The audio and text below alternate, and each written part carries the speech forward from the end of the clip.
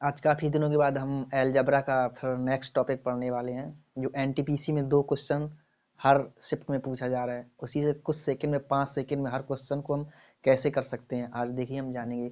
उसके लिए हमने क्वेश्चन पहले से लिख रखा है, क्योंकि यहाँ पे डिजिटल बोर्ड तो है नहीं, तो उसके लिए कुछ बेसिक देख लेते हैं। पहले हम कुछ बेसिक्स देख लेते हैं, उसके बाद हम हर क्वेश्चन को 5-7 सेकंड में सॉल्व कर पाएंगे। देखिए कैसे। जैसे कोई नंबर दे दिया गया a+b=, दे दिया गया, सपोज मान लीजिए 4 दिया हुआ है, a+b=4 दिया गया है। अब इसमें a और b क्या है, कांस्टेंट है। ए बी क्या है, ए बी आपके क्या है, वेरिएबल हैं। वेरिएबल क्या होते हैं, A B X Y Z, मतलब जिनके मान वेरी करें। कभी इनका मान आपने देखा होगा 2 आएगा, कभी 4 आएगा, कुछ भी आ सकता है। A B C X Y Z P Q R, जितने भी इनके मान बदल सकते हैं, चेंज होते हैं, इनको क्या बोलते हैं, वेरिएबल। इनको हिंदी में बोलते हैं क्या, चर। तो अगर कोई इक्वेशन दिया गया है a+b=4, तो इसमें देखिए इक्वेशन कितनी हो गई, a+b=4, एक इक्वेशन हो गई। वेरिएबल कितने हैं, 2। अगर इसमें पूछा जाए आपसे कि a की वैल्यू क्या होगी और b की वैल्यू क्या होगी, तो आप बता सकते हैं क्या।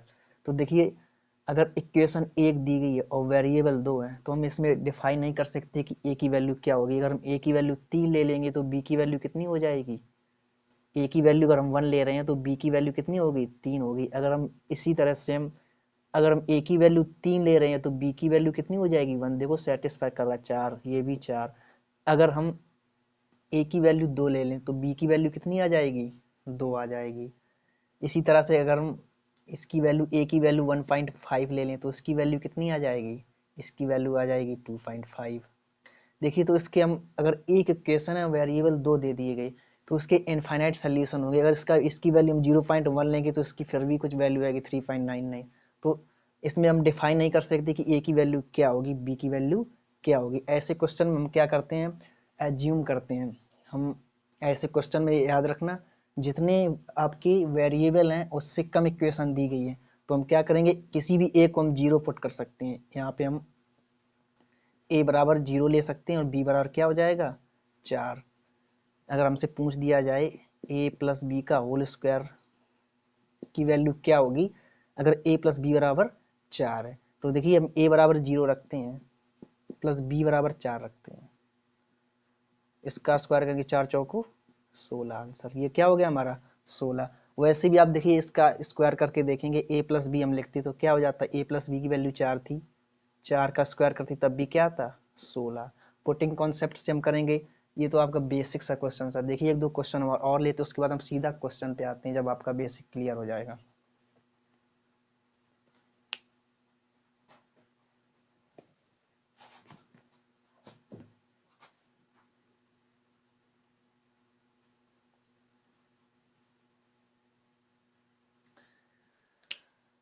जैसे हम एक दो क्वेश्चन और देखते हैं। जैसे हमको को दिया गया क्वेश्चन a+b+c=,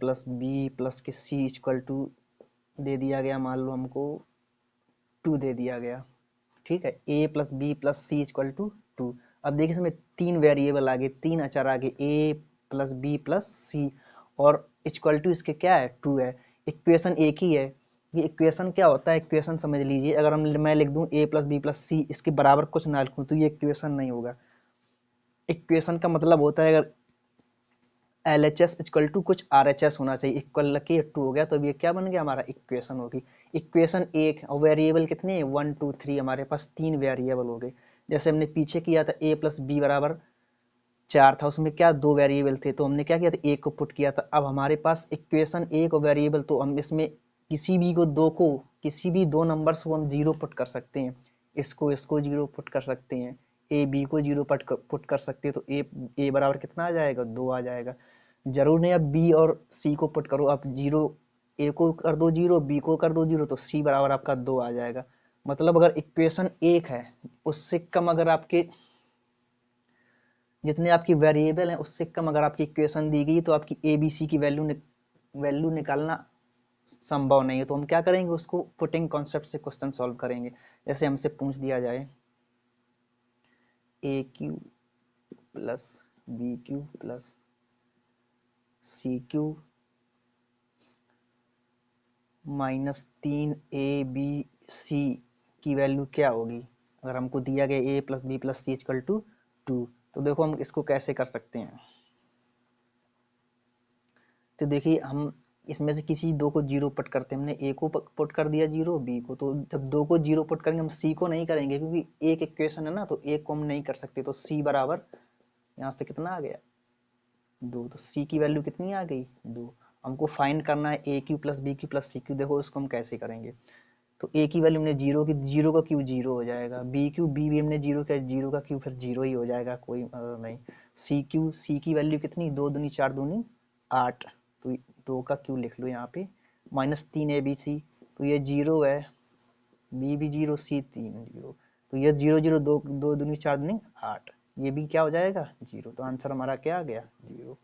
इसी तरह हम क्या करेंगे, सारे क्वेश्चन को सॉल्व करेंगे 2 से 5 सेकेंड में। देखिए आई होप आपको ये कॉन्सेप्ट समझ में आ गया होगा। बस आपको याद क्या रखना है, हमारे पास जितने वेरिएबल हैं उससे कम अगर इक्वेशन दे दी गई तो हम उसको, जितने इक्वेशन कम है उतने हम क्या जीरो पुट कर देंगे। अगर हमारे पास कोई इक्वेशन ऐसी आ जाए a + b + c + d = 4, और एक और इक्वेशन दे दी जाए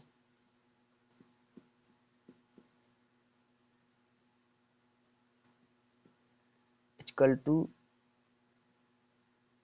मान लो = दे दिया गया 6।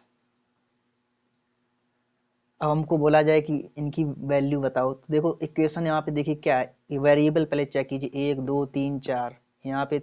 अब दोबारा हम काउंट नहीं करेंगे, ए बी सी यहाँ पे भी, ए बी यहाँ पे, तो मतलब कितने variable, A B C D 4 variable हो गए।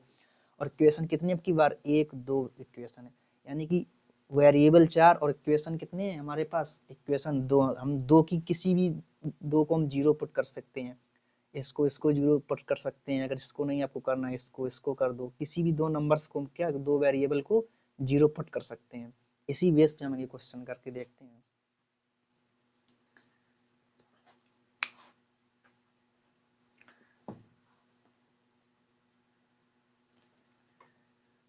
देखिए पहला क्वेश्चन लिखा हुआ है a + b = 5 दिया गया है, तो बताना है a + b का होल क्यू। देखिए अभी हमने बताया था दो वेरिएबल a + b इक्वेशन, और इक्वेशन कितनी हमारे पास है? एक है, तो हम किसी को भी एक जीरो पुट कर सकते हैं, चाहे ए को या बी को। तो हमने इसको क्या किया, ए बराबर जीरो रख दिया, तो बी की वैल्यू कितनी आ गई? 5। हमें फाइंड करना है a + b का होल क्यू, तो हमने ए की वैल्यू 0 + 5, बी की वैल्यू क्या? 5। इसका क्यू करेंगे तो 5 का क्यू 5 25 पंचे 125, ये हमारा आंसर हो गया। 2 सेकंड में ऐसे क्वेश्चन को हम सॉल्व कर सकते हैं। ये तो बेसिक सा क्वेश्चन था, आगे हम और भी अच्छे क्वेश्चन करेंगे जो आपकी एनटीपीसी या सीजीएल वगैरह में पूछे जाते हैं बड़ी आसानी से। देखिए क्वेश्चन अगला दिया गया है P + Q + R। अब देखिए 1 2 3 वेरिएबल हैं और इसमें इक्वेशन सिर्फ एक हमारे पास, देखिए एक इक्वेशन है ना, वेरिएबल हमारे पास कितने हैं? 1 2 3। ठीक है, देखिए तो देखिए हम किसी को, हम किसी को भी दो वेरिएबल को जीरो पुट कर सकते हैं, वो आपकी मर्जी, चाहे जिसको। मान लो हमने इसको जीरो कर दिया क्यू को, और आर को जीरो कर दिया, तो हमारे पास पी बराबर क्या आ गया? ये जीरो, तो पी बराबर कितना आ गया? सीधा 4 आ गया। हमें फाइंड करना है क्या? p² / QR+1, q² / PR+1, r² PQ+1 की वैल्यू फाइंड करनी है। तो वैल्यू रखते हैं, देखिए क्यू की वैल्यू 0, आर की वैल्यू 0, पी की वैल्यू 4, तो पुट करते हैं। पी की वैल्यू कितनी? 4, 4 का स्क्वायर 16, क्यू आर इसकी वैल्यू 0 प्लस क्या 1, प्लस क्यू² 0, 0 में किसी संख्या भाग देंगे 0 ही हो जाएगा। क्यू² आर की वैल्यू 0, यहाँ पे किसी भी नंबर से क्या करेंगे, अगर हम 0 कर किसी भी नंबर से डिवाइड करेंगे वो भी 0 हो जाएगा। तो क्या बच गया यहाँ पे हमारा 16, यानी कि 16/1, मतलब 16 क्या आ गया हमारा? इस क्वेश्चन का आंसर आ गया। बड़ी इजीली हम क्वेश्चन को सॉल्व कर सकते हैं इस मेथड से। देखिए एक क्वेश्चन और दिया गया है a + b + c = 0। बस आपको याद क्या रखना है, इसमें एक चीज का ध्यान देना है कि वैल्यू हमारी इन्फिनाइट नहीं रहनी चाहिए, अपरिभाषित नहीं होनी चाहिए। कैसी नहीं अपरिभाषित होनी चाहिए? जैसे कि मान लो आपने a + b + c, जैसे इस क्वेश्चन में हमने क्या किया था, p और q की वैल्यू 0 थी। अगर यहाँ पे क्वेश्चन में पूछ दिया जाता आपसे इस तरह से एक बटे पी प्लस एक बटे क्यू प्लस एक बटे आर की वैल्यू बताइए क्या होगी। फिर क्या होगा, अगर हम क्यू की वैल्यू यहाँ पे जीरो रख रहे हैं तो ये क्या हो जाएगा, किसी भी नंबर में जीरो से डिवाइड करने पर क्या अपरिभाषित यानी कि इनफाइनाइट हो जाता है। तो फिर क्या यहाँ पे ये एक बटे पी तो हो जाता है 4, लेकिन ये क्या हो जाता है इनफाइनाइट, ये भी क्या हो जाता है इनफाइनाइट। बस आपको ये चीज़ याद रखना, कहीं पे ये इनफाइनाइट नहीं बनना चाहिए। बाकी आप हर जगह ये मेथड लगा सकते हैं, याद रखिए। देखिए अगला क्वेश्चन हम करते दिया a plus B plus C equal to zero, then find करना है हमको A square upon two A square plus B square.